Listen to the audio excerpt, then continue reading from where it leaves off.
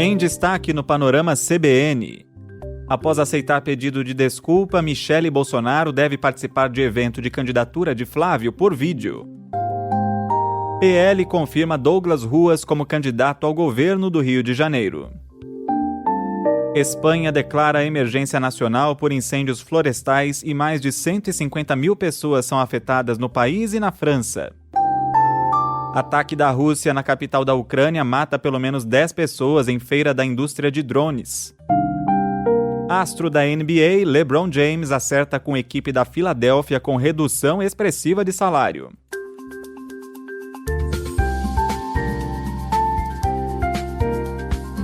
Olá para você que está aqui comigo, eu sou Leandro Gouveia e essa é a segunda edição do podcast Panorama CBN de sexta-feira, 24 de julho de 2026. Em menos de meia hora eu te conto as principais notícias do dia.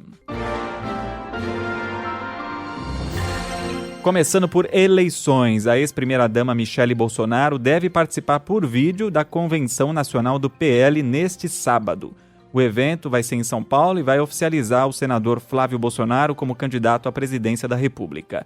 A participação gravada foi a saída encontrada porque Michele alega que não pode deixar Brasília por causa dos cuidados com o ex-presidente Jair Bolsonaro, que está em prisão domiciliar.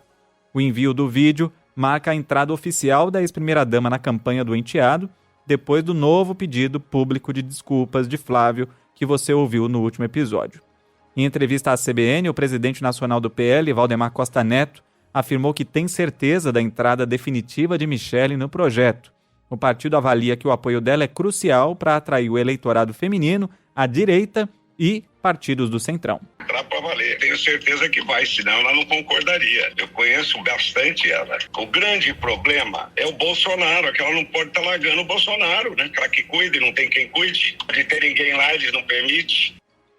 Nessa sexta, a defesa do ex-presidente Jair Bolsonaro recorreu da decisão que proibiu o Bolsonaro de receber visitas com fins político-eleitorais e de divulgar manifestos.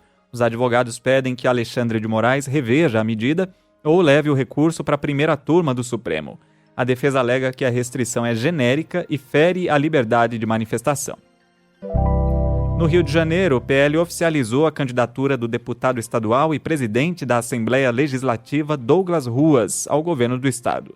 A convenção também confirmou o senador Carlos Portinho, do PL, na disputa a uma das vagas ao Senado. O evento foi marcado por ligações da ex-primeira-dama Michele Bolsonaro e do senador Flávio Bolsonaro, que manifestaram apoio a Douglas Ruas. Ele ainda não tem um candidato a vice definido.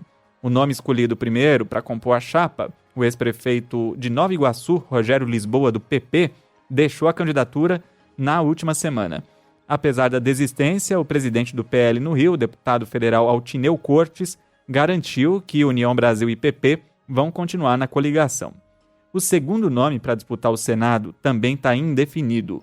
O mais cotado é o ex-prefeito de Belford Roxo, Márcio Canella, do União Brasil, só que a candidatura dele enfrenta turbulências. Canella foi preso pela Polícia Federal depois que agentes encontraram um fuzil no carro dele. O ex-prefeito foi solto dias depois e nessa quinta-feira teve todas as medidas cautelares revogadas pelo ministro Alexandre de Moraes depois de apresentar esclarecimentos ao STF. Isso inclui a retirada da tornozeleira eletrônica e a devolução do passaporte. O político alegou que não sabia que o fuzil estava no carro dele. O jornal O Globo apurou que a arma estava sob cautela do sargento que fazia a segurança pessoal do ex-prefeito. Márcio Canella continua sendo investigado pelo esquema de lavagem de dinheiro envolvendo uma rede de postos de combustíveis no estado do Rio.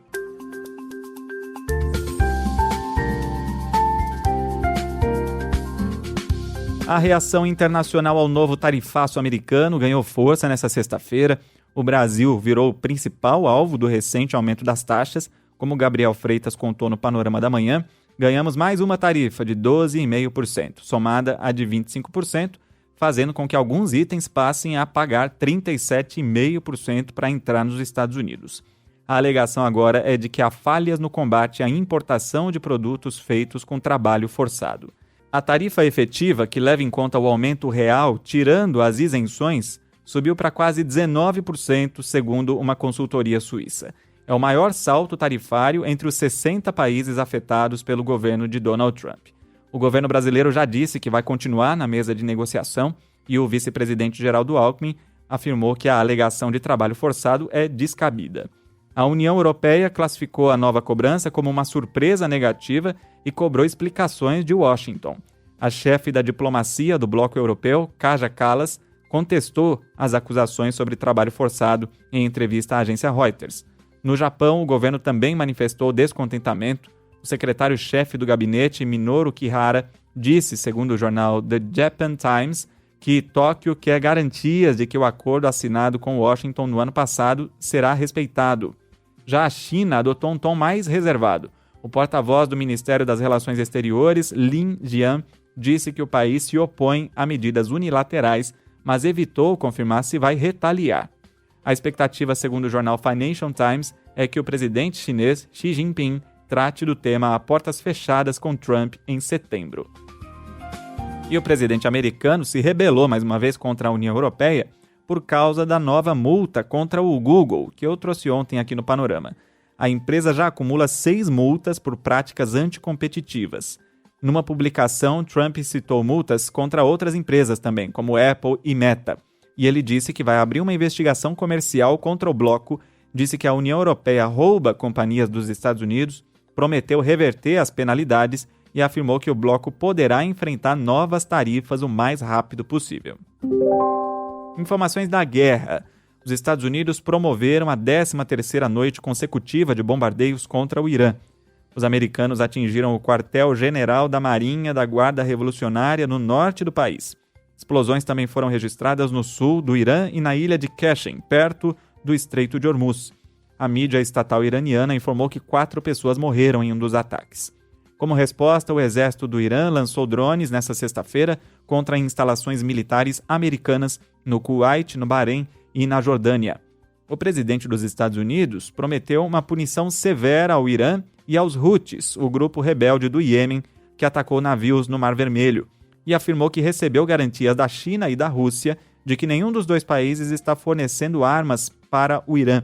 Trump disse que confia nos presidentes dos dois países, mas que, se os dois estivessem participando, seria muito ruim para eles. E segundo o jornal The New York Times, o governo do Irã rejeitou uma proposta americana de cessar fogo que teria sido levada pelo primeiro-ministro do Iraque. Segundo o jornal, autoridades iranianas informaram que o governo não tinha interesse em um acordo temporário que não resolvesse o controle do Estreito de Hormuz. Só que a agência IRNA e o governo iraquiano negaram a informação e disseram que o Iraque não atuou como mediador. A Casa Branca não se manifestou. O petróleo deu um primeiro respiro depois de dias de alta. No momento em que eu gravo, o barril do tipo Brent cai pouco mais de 2%, negociado a $98. O principal índice da Bolsa de Valores de São Paulo fechou em queda de 1,52% aos 174.041 pontos. No acumulado da semana, o Ibovespa subiu levemente 0,19%. O dólar comercial ficou praticamente estável, com queda de 0,06%, cotado a R$ 5,08. O euro vale R$ 5,77, com baixa de 0,13%. E o governo federal reduziu a trava no orçamento desse ano de 23,7 para 17,9 bilhões de reais.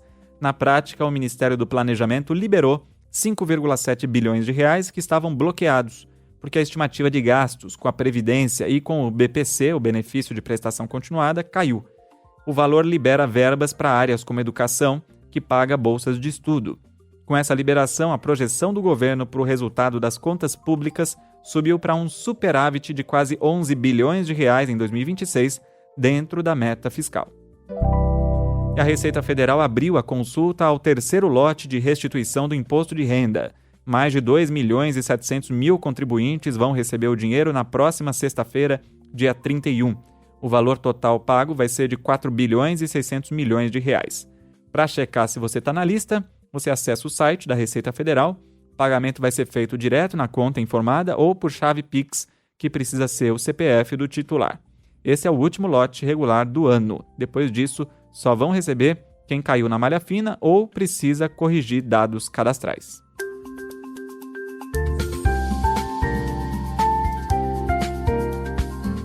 O ministro Cristiano Zanin, do STF, autorizou a Polícia Federal a investigar o ministro Marco Buzzi, do Superior Tribunal de Justiça, no esquema de venda de sentenças do STJ. A apuração tenta saber se Buzzi tem ou não envolvimento. A informação foi revelada pelo jornal O Globo. Investigadores encontraram menções aparentes do magistrado no material da Operação Cisâmnis, que começou em 2024.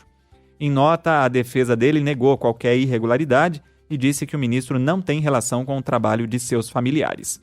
Buzzi já está afastado do cargo desde fevereiro, depois de denúncias de assédio e importunação sexual. O presidente Lula sancionou com vetos a lei que libera a venda de spray de pimenta para defesa pessoal de mulheres no Brasil. Com a nova regra, apenas maiores de 18 anos vão poder comprar o produto de até 50 ml. Lula vetou o trecho que permitia a venda para adolescentes de 16 a 18 anos. Para comprar o spray, vai ser preciso apresentar documento com foto, comprovante de residência e certidão de antecedentes criminais. As regras técnicas sobre a concentração do produto vão ser definidas pela Anvisa. O presidente Lula também sancionou a lei que proíbe a produção e a venda de alimentos obtidos por alimentação forçada de animais, uma prática usada para fazer o famoso foie gras, do francês fígado gordo. A medida atinge aquela iguaria com preços que chegam a quase R$2.000 o quilo. O processo de engorda de patos e gansos, conhecido como gavagem, provoca deformações e sofrimento aos animais. O Brasil se torna, então, o segundo país da América Latina, depois da Argentina, a adotar essa proibição. A prática já é proibida em países como Alemanha, Reino Unido e Israel, além da cidade de Nova York.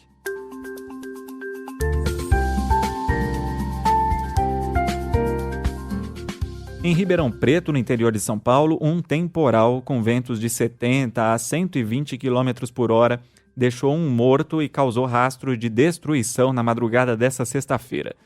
A vítima é um homem de 75 anos que morreu depois que a casa onde ele estava desabou. Os ventos provocaram destelhamentos, queda de mais de 200 árvores e estragos em estruturas de escolas e empresas da cidade. O impacto também atingiu com força os serviços essenciais. Dezenas de bairros ficaram sem água por causa da interrupção do funcionamento de poços e mais da metade de Ribeirão Preto teve o fornecimento de energia elétrica cortado. Na saúde, a unidade de emergência do Hospital das Clínicas precisou suspender o recebimento de novos pacientes e outros hospitais e ambulatórios do município e da região também registraram prejuízos no atendimento. A Prefeitura de Ribeirão Preto decretou situação de emergência por 180 dias e instalou um gabinete de crise. O governo do estado de São Paulo enviou equipes da Defesa Civil com caminhões de ajuda humanitária para atender a população atingida e apoiar as famílias desalojadas.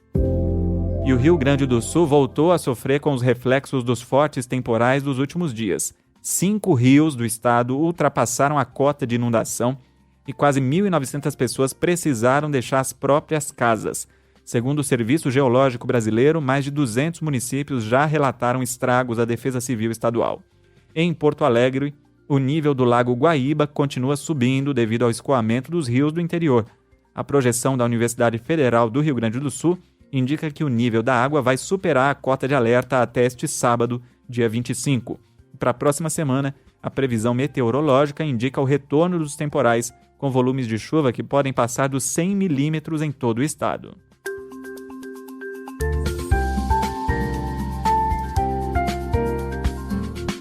E a Espanha declarou emergência nacional por causa dos incêndios florestais fora de controle. As autoridades declararam que o fogo está fora de capacidade de extinção e já é considerado o pior incêndio da história recente da capital, com 6.000 hectares destruídos. O número de pessoas deslocadas ou confinadas nos arredores da capital Madrid chegou a 40.000 na tarde dessa sexta. Um complexo da NASA na cidade de Robledo de Chavela e um outro da Agência Espacial Europeia na cidade de Cebreros foram completamente esvaziados. O país já soma mais de 100.000 hectares queimados nesse ano e contabiliza 13 mortes registradas em um único foco no início do mês. Um homem foi preso por supostamente ter provocado um dos focos de incêndio ao usar um veículo agrícola, apesar da proibição por causa das condições climáticas. Na França, pelo menos 110.000 pessoas já tiveram que sair de casa no sudoeste do país. As chamas devastaram 14.000 hectares na região. A Europa já ultrapassou 10 mil mortes em excesso ligadas às altas temperaturas no fim de junho.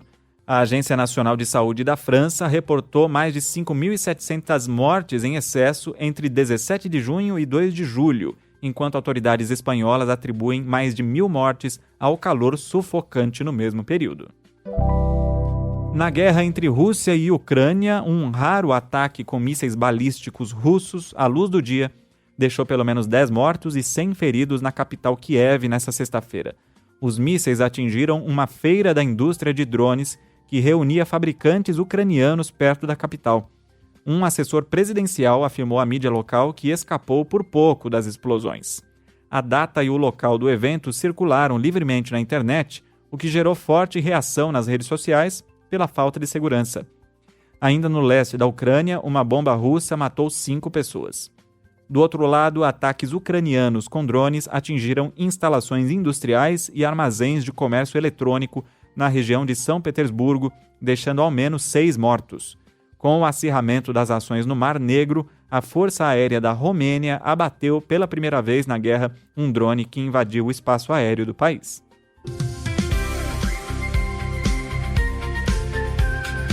E o astro do basquete LeBron James, de 41 anos, vai jogar pelo Philadelphia 76ers. Depois de semanas de especulação, a informação foi confirmada pelo próprio jogador nas redes sociais. E ele tomou uma das decisões financeiras mais surpreendentes do esporte. O maior pontuador da história da liga aceitou um contrato perto do salário mínimo de veterano. Ao abrir mão de mais de 48 milhões de dólares em salários em relação ao que ganhava no Los Angeles Lakers, LeBron vai receber cerca de 3 milhões e 800 mil na primeira temporada. O movimento ajudou o time da Pensilvânia a respeitar o teto de gastos da liga e montar um elenco estrelado na busca pelo título. Nas redes sociais, o ala deixou claro que a prioridade é voltar a vencer. Ele disse: "Pensei que tinha terminado quando a temporada acabou, mas precisei olhar para dentro de mim e decidir se ainda amo este esporte. Eu ainda amo e tenho mais a oferecer." Música pro LeBron.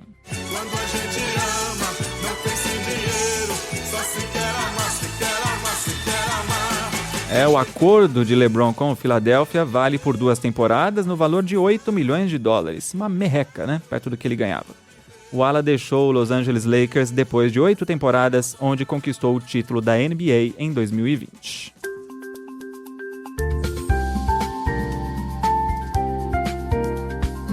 E antes de encerrar o Panorama e da Rádio Sucupira, convido você a mandar mensagem para o Panorama. Meu e-mail é leandro.gouveia@cbn.com.br. No Instagram é só procurar por Le Reis Gouveia. Não esquece de escrever seu nome e de onde você está ouvindo, e também não esquece de deixar o Panorama salvo aí na sua biblioteca do Spotify. Nessa semana, Flávio Bolsonaro repetiu ao pai no conspiracionismo sobre as urnas eletrônicas, depois disse que não é bem assim. E na relação com a madrasta veio um novo pedido de desculpas, aceito prontamente. Será o capítulo final da novela mexicana? Isso é assunto para a Rádio Sucupira.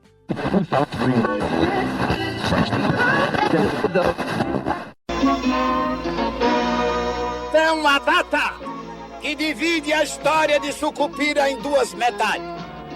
Para trás mente e para frente mente. Para trás mente era o ódio, a desunião, a desinimizade, a rancorosidade. Ele foi muito ríspido, me desrespeitou e me maltratou ao telefone. Uma punhalada. Diante dessa humilhação, entendi que ele não queria o meu apoio ou que este era insignificante. Pra frente, mente, vai ser o amor, a afetividade, a solidariedade. Ninguém é perfeito, eu não sou perfeito e mais uma vez peço desculpas por alguns momentos que causaram desconforto. Hoje é dia de perdoar as dívidas. Seu gesto de vir a público para pedir desculpas tem muito valor. Aceito o seu pedido. Eu te desculpo. Hoje é dia de perdoar os insultos, de esquecer os desaforismos e os caluniamentos. Nunca foi minha intenção desrespeitar ninguém, ainda mais a esposa do meu pai. Então, Michele, renova aqui o convite para caminharmos juntos. Hoje é dia de passar uma borracha nos patrás mente. Para cumprirmos grandes missões, o nosso coração precisa estar limpo. E partir pra frente de coração limpo, alma lavada e enxaguada, para apertar a mão do inimigo de ontem que vai ser o seu amigo de amanhã. Vamos evitar qualquer divisão. O que nos une é muito maior do que qualquer diferença. Muito bem! E viva o amor! Pra frente, Sucupira! O senhor sabe, não é? A cidade inteira está convencida de que houve fraude na apuração das eleições. E uma das suspeitas é que uma empresa chamada Smartmatic, de origem venezuelana, uma das suspeitas é que tenha havido uma programação para alteração das votações naquele país. Muitas dessas máquinas que são utilizadas nas eleições brasileiras têm a mesma origem dessa empresa venezuelana. É o que se diz por aí, não é? Esse computador não é digno da menor confiança. Sabe que sumiram os boletins? O boletim de urna que vai sair no final, ele vai sair como sendo um boletim verdadeiro, original, em que pese a fraude já ter ocorrido. Exatamente, porque a apuração final foi feita com o computador, e o computador não falha. Normalmente vem do nosso, que é o Rui Barbosa dos computadores. Eu tenho as minhas dúvidas também. Acho que a gente não deve imputar a culpa ao computador, que só computou o que tinha que computar, e não computaria o que não fosse computado.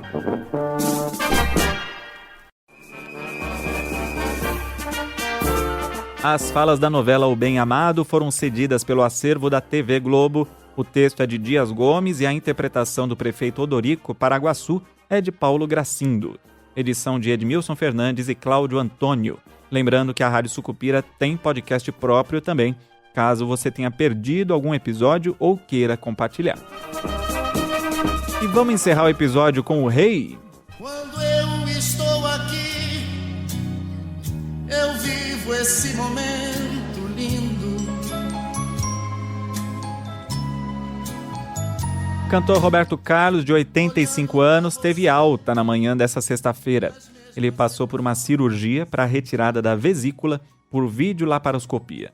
O procedimento foi realizado na quinta-feira de manhã pelo cirurgião Raul Kutait, que viajou de São Paulo para o Rio especialmente para isso, porque o cantor não queria deixar a cidade. A cirurgia durou cerca de 2 horas e já estava previamente agendada e não deve interferir na agenda do artista. Histórias que eu contei aqui. Muitas emoções ainda virão. Este episódio do Panorama vai ficando por aqui. A produção e o roteiro foram feitos por mim, Leandro Gouveia, e a edição e a sonorização por Anderson Wendel, o Tico. Eu volto na segunda-feira, hein? Bom fim de semana para você.